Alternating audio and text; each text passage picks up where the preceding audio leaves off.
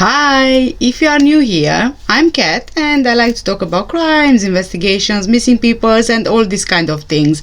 Please don't forget to hit the subscribe button below. Also make sure you hit the notification bell so you are the first one to know about any new videos I upload. Make sure you like and share the video. For my returning subscribers and viewers, I would like to thank you so much for all the continuous support and for all those comments. Thank you. And today I want to talk to you about Operation Grange. But before we do that, here is the disclaimer. I do not mean to be disrespectful to anyone I talk about in this video. The video is for educational and entertainment purposes only. The information I take is from the internet and I compile these informations and make a video. From the video you guys are more than welcome to draw your own conclusions. Thank you. We've all heard by now of all those millions of pounds spent out of taxpayers' money on Operation Grange, and it's an appalling figure to say the least. It's been 13 years since Madeleine Mccann disappeared and the Met Police have spent tons of money for her search. The Met Police confirmed the amount spent since 2011 up to April 2020 is just over £12 million. However, honestly, I am inclined to believe that the real amount might even go over the 13 million mark. You know, Scotland Yard applies for funding every 6 months, but it's understood that in February of this year, the Home Office received details on the anticipated spending of Operation Grange for 2020-2021. Just last year in June, they were given £300,000. And this is what our lovely Clarence Mitchell had to say about it, and I quote, "It is good news that the Met Police are seeking a new budget to continue the search for Madeleine." But of course, how can it not be good news for them? Right? This is like, this is like a high paid salary, but without actually having a job.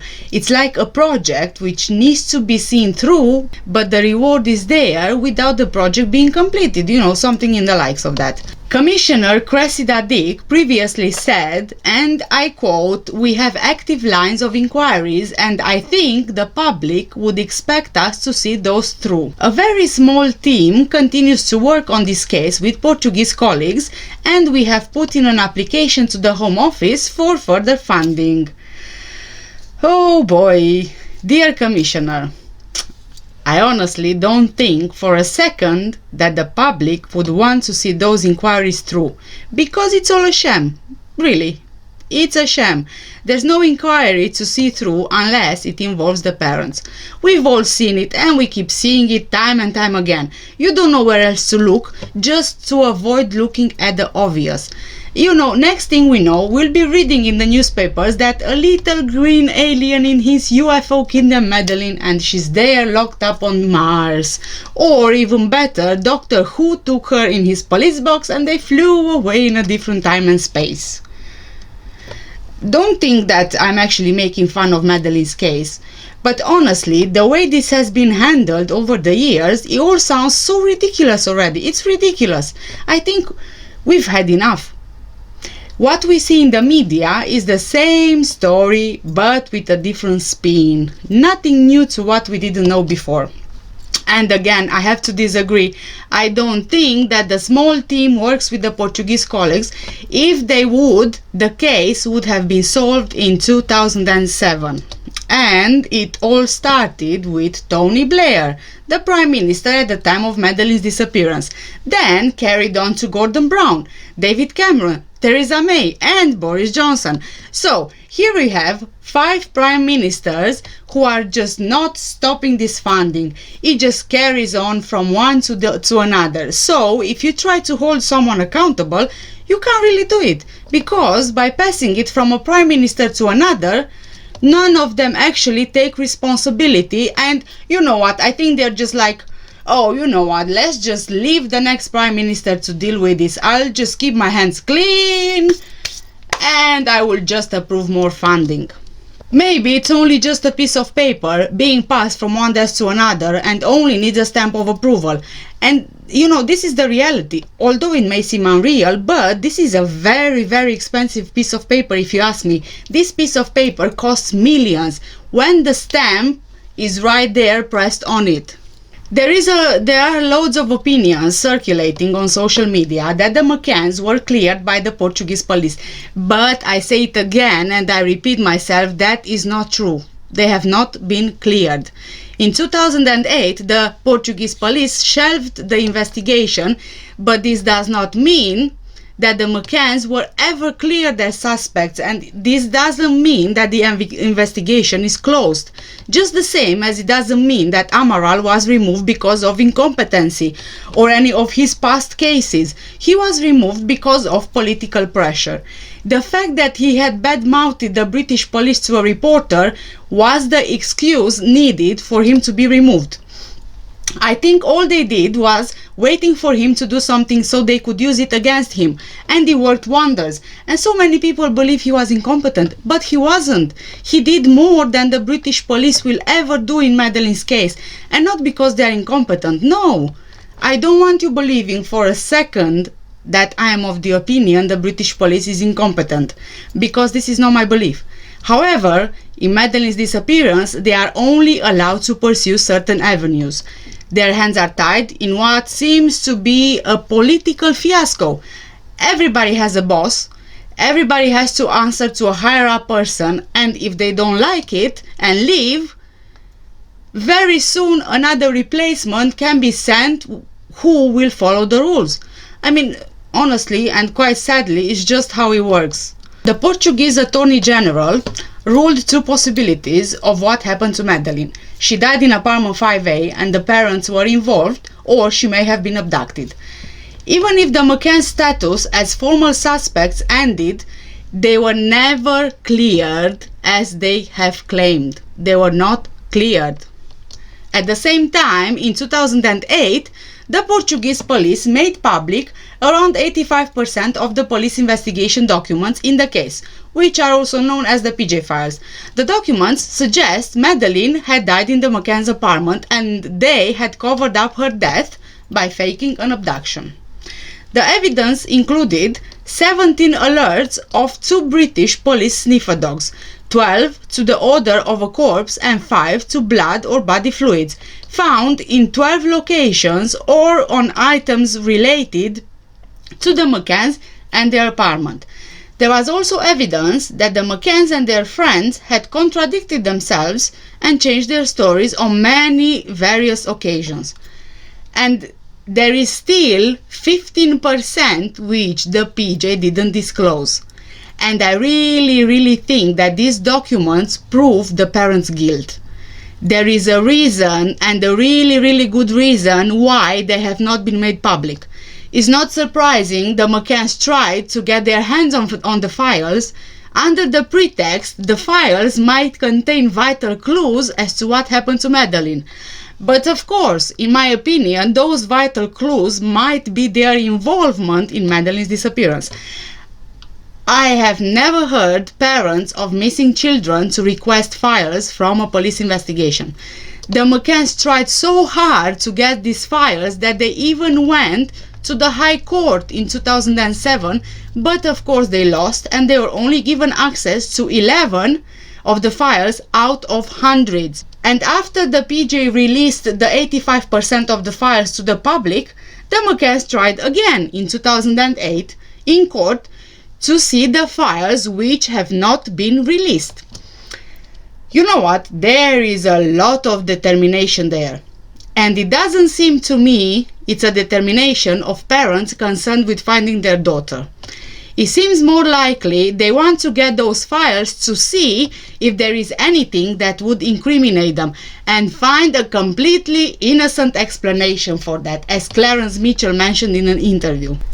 In 2009, the McCanns complained no police force is looking for Madeleine and they wanted the British police to make a review of the case. They persuaded the then Labour Home Secretary Alan Johnson, who in turn commissioned Jim Gamble, the head of COP at the time, to see if a review would be possible.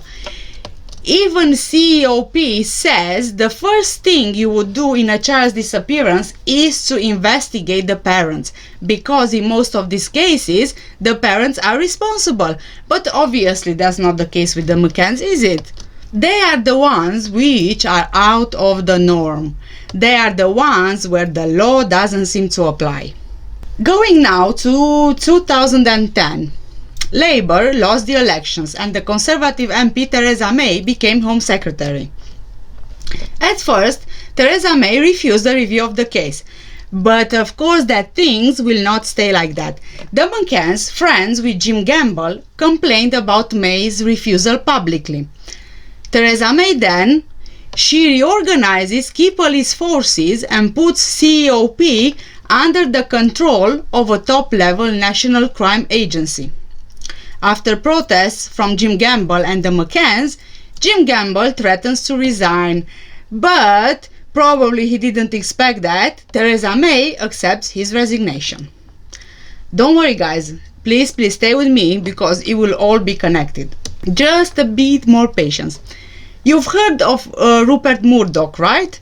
He owns The Sun, The Times, Sunday Times and Sky News. He used to own News of the World as well.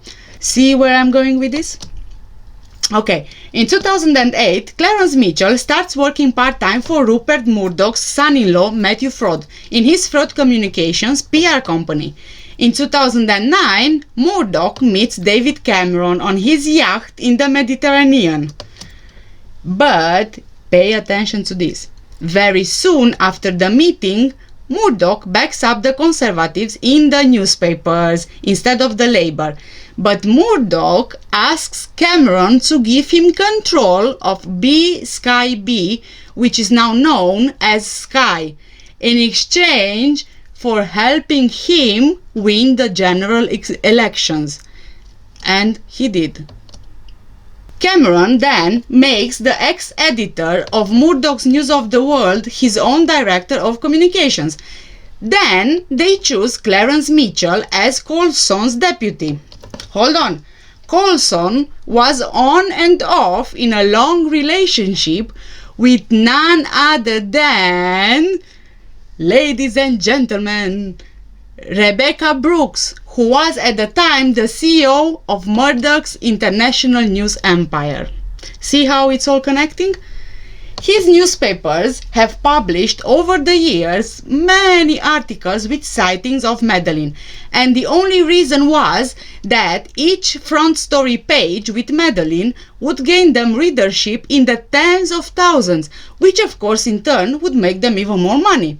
We know Kate writes her book in 2010 and publishes the book on May 2011, on the 14th anniversary of Madeleine's disappearance. You know what, guys, I still really can't get over the fact that the McCanns arranged for anniversaries of their daughter's disappearance. This is so unusual, really. And I believe that they were also looking to make this like a public holiday, or I don't know, anyway, a Madeline's Day, I think. But the same book of Kate's, serialized in Murdoch's Sun newspaper for around £1 million, but the big but is the McCanns allegedly only agreed to serialize the book if and only if they would push for a case review, and of course any news articles wouldn't be against the McCanns. Even now, Theresa May still refuses a review, but then Rebecca Brooks gets involved. It was obviously in her best interest in terms of the serialization of the book. As reported on BBC's Panorama program, and according to some sources inside Number 10, Rebecca Brooks gets in touch with Cameron and tells him she will run a week of bad headlines about Theresa May if he didn't agree to a review. Although I don't think that this is the reason why Cameron agreed, but you'll find out in a moment. David Cameron and Rebecca Brooks were very friendly with each other. They lived near each other in the Cotswolds. They even went horse riding together. They even went to each other's parties. So of course David Cameron gave in and agreed to the review. All this review thing started off weird as it is.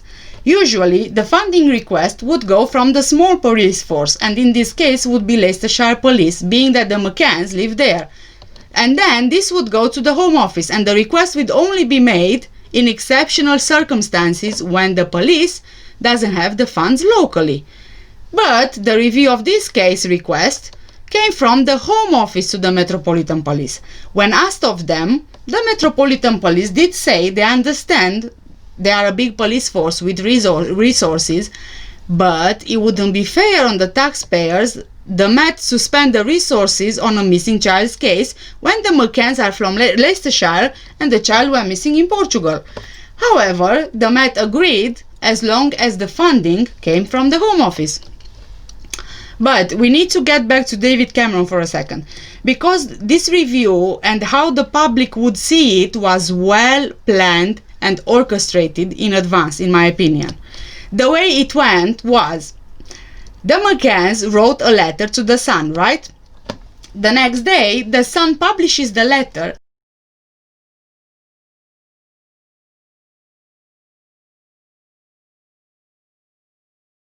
and begs the Prime Minister to grant a review. The day after that, Cameron agrees to grant a review and asks Theresa May to set it up.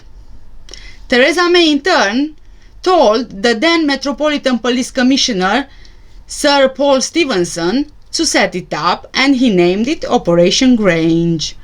Looking at what I just mentioned, it's quite clear to me Rebecca Brooks agreed with David Cameron for the review behind closed doors, but publicly it had to start somewhere without seeming anyone would be involved, right? So, what are they doing? They arrange with the McCanns to send a letter, which then gets published. Theresa May sees it, the British public see it, everyone is now sympathetic to the parents, and to save face with the public, Theresa May will have to agree. But most importantly, David Cameron would have the justification necessary to go ahead with the review without arguments here or there. This is what I think. And also, I found some things, and I don't know if it's got anything to do with anything, but Grange is a significant term in Freemasonry.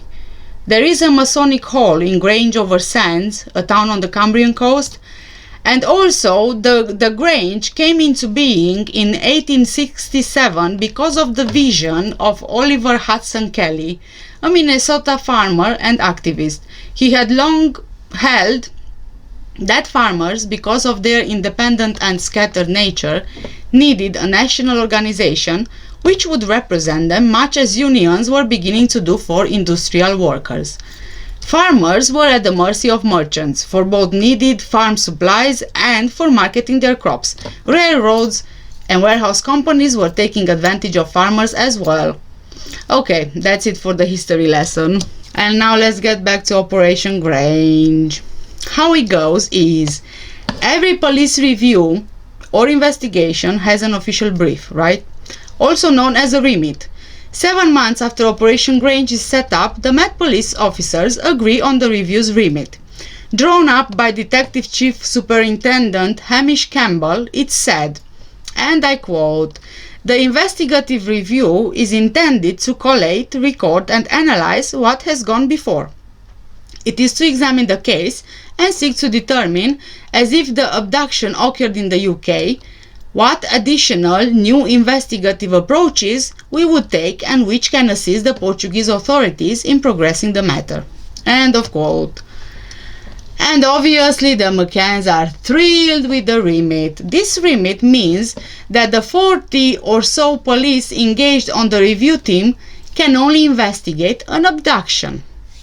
Their job is to find who the abductor is. Even if the case shelved by the Portuguese police mentioned a version of Madeleine dying in apartment 5A and the McCanns hiding the body. Scotland Yard's review went against the PJ decision. The decision by Hamish Campbell meant the parents cannot be investigated, neither their Tapa 7 friends. Hamish Campbell was answerable to Commander Simon Foy, and he was a very strange choice because of his blunders during his investigation of the murder of Jill Dando. Campbell was in charge of that investigation, responsible only to Brian Moore, the senior investigating officer. Moore had been criticized by 3 appeal court judges in the case of another man clearly fitted up for a shooting offense. In that case, judges suggested that on Moore's instructions, gun residue matching the crime weapon had been placed in the wrongfully convicted man's pocket. It was exactly the same forensic evidence that sent Barry Bulsara, better known as Barry George, to prison for 8 years for murdering Jill Dando. So they in fact planted evidence on the wrong person. Soon after Campbell took over the Dando investigation, he made public statements that her killer was probably a loner. Yet all the evidence suggested that the killer of Dando was a professional. Later, shotgun residue was found in Bulsara's coat pocket, and the jury declared him guilty of murdering Dando. 3 appeal court judges later freed him. So, considering this, I have to ask, why was the senior detective who prosecuted a wrong man with planted evidence put in charge of Operation Grange? Okay, the same day David Cameron announces the setting up of the review. His spokesman tells the media, and I quote, "The purpose of the review is to help the McCann family." End of quote. From the beginning, as you can see, the narrative was to help the parents, which would mean the parents are not guilty. They didn't do it. They don't need to be investigated. And this even goes against any statistics of child disappearance, as I mentioned from COP as well. Detective Chief Inspector Andy Redwood, during his investigation, emphasizes what Cameron's spokesman also said. And I quote again, "Neither her parents nor any of the members of the group that were with her, the Tapa 7, are either persons of interest or suspects." And this is coming from the chief of the investigation. There was no opportunity or any pathway leading to the parents being investigated since the beginning. And for a police force to ignore not the statistics but the people that were with Madeleine on holiday, it's really not a professional thing to do, in my opinion, and it usually raises some eyebrows. Honestly, it's not rocket science, and there's also no training needed to understand that anything has to be looked into, no matter how unlikely it may seem. But at least then there is some peace of mind that you looked into it, and nothing came of it, but at least you tried.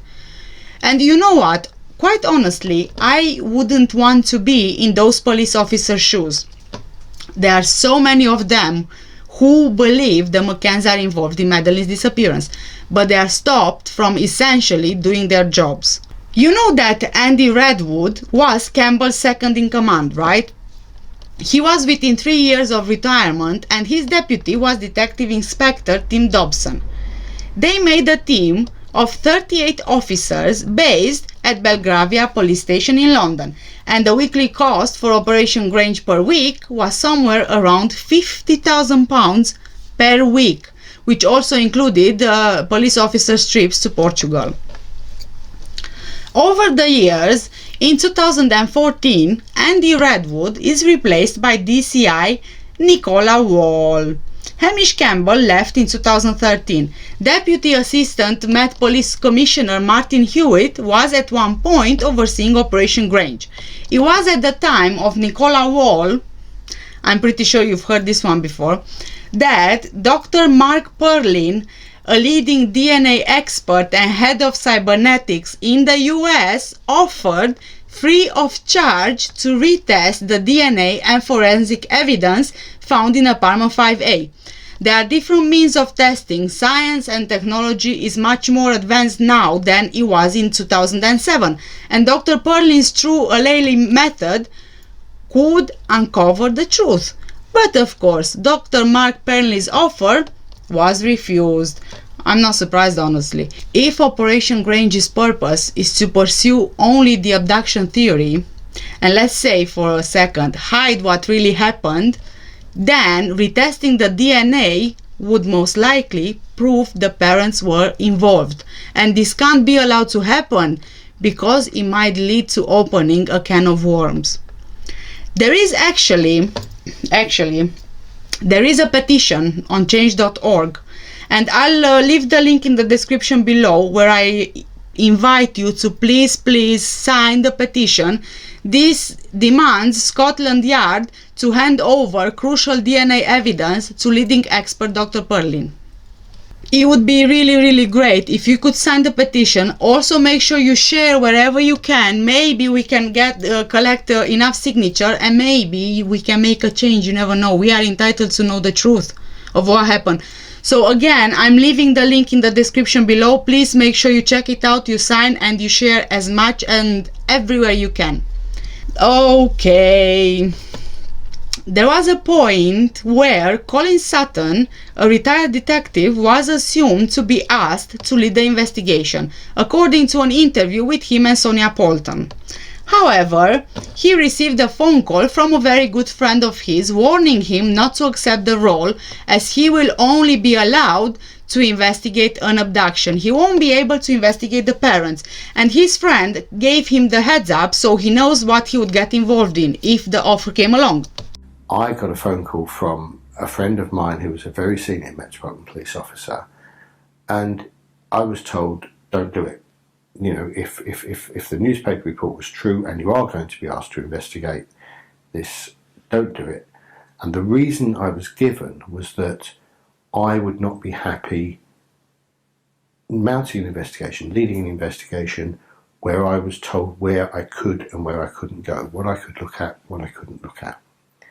And my friend knew that I would find that frustrating, and I'd probably kick against that, and I'd want to do it properly. I'd want to do a proper reinvestigation, looking across the piece to all the possibilities.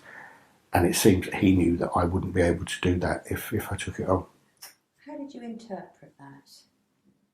I certainly interpreted that at the time as being that there was no question of looking at any question of guilt on the part of Kate and Jerry McCann. Yeah, I can't tell you why abduction was the only thing that was pursued, but I can certainly say that from what I've seen, from what I know, that appears to be the case, because not only did I get the warning off, but I've subsequently looked at the terms of reference for Operation Grange, which talk about abduction. But perhaps even more tellingly, in the CEOPS report, which really was the basis for setting up Operation Grange, it goes through the chronology of what's gone on in terms of British support for the Portuguese and the British sort of law enforcement response. And we can see that when the first Gold Steering Group was formed, which was on the 8th of May, so it's 5 days after Madeleine went missing, they are already at that point using the word abduction, talking about supporting the Portuguese investigation into the abduction. So it seems to me that there was a mindset that was taken on at a very early stage in this investigation, and which has persisted all the way through up to the current time with Operation Grange. She wasn't old enough to make a decision to set off and start her own life. However she left that apartment, she's been abducted. Now what I take that to mean is, because we know that at the time we are told Madeleine McCann went missing from flat 5A, we know her parents and their friends weren't in that flat with them at the time. Therefore, they could not have taken her, or they're not suspects. That doesn't follow, does it? I mean, that's not logical. That's not a kind of forensic way of looking at it, because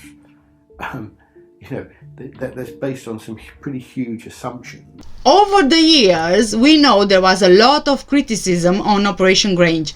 Labour Lord Toby Harris was on the Metropolitan Police Authority when Operation Grange was first announced, and he said, and I quote, "What we are looking at is a case where the Met has no direct responsibility. There is clearly an issue about the resources being used. It's not just a question of direct costs, it's a question of opportunity costs as well." Later, the Daily Telegraph ran a headline, and I quote again, "David Cameron is accused of meddling in the Madeleine Mccann investigation."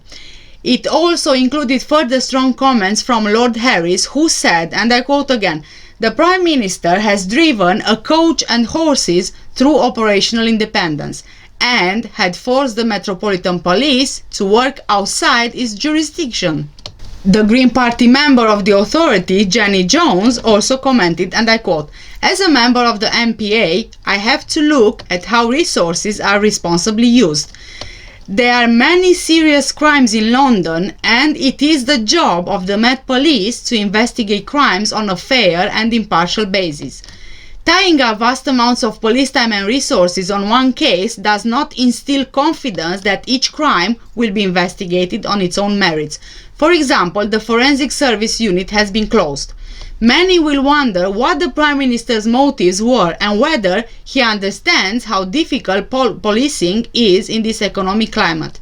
I believe that the Prime Minister was wrong to allocate Met Police resources to the Madeleine Mccann investigation.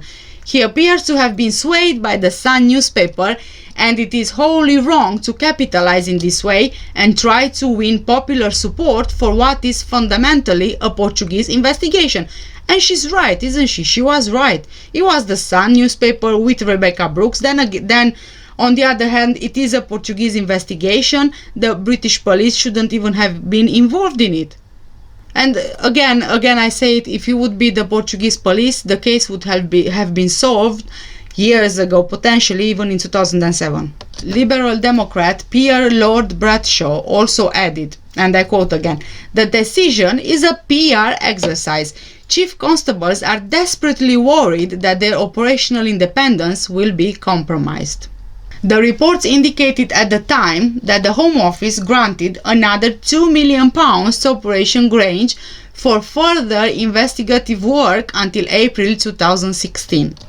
On the 26th of April 2015, a number of newspapers reported that Operation Grange was to be scaled down from 29 full-time officers to just 4. There were some impressive statistics given by Operation Grange at the time, probably to justify the amount of money spent or requested. Okay, as it went, then 1,338 statements taken, 1,027 exhibits collected, 650 sex offenders considered, 8,685 potential sightings of Madeleine around the world considered, 560 lines of inquiry pursued, over 11,000 mobile phone records seized and examined, 31 rogatory requests sent to a number of countries. Several suspects, some of them named, were questioned and or interviewed under caution. And after all this was done, nothing was found.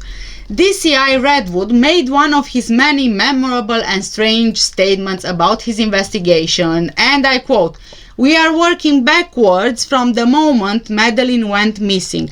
To understand what happened to her is like peeling back the layers from an onion." End of quote here. Well, I think if you would truly peel back the layers from an onion, at the core of it, you would already find the people responsible.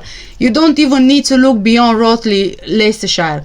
And then what you can do, you just dice the onion, if you get what I mean, and when the onion is fried, voila, the case is solved.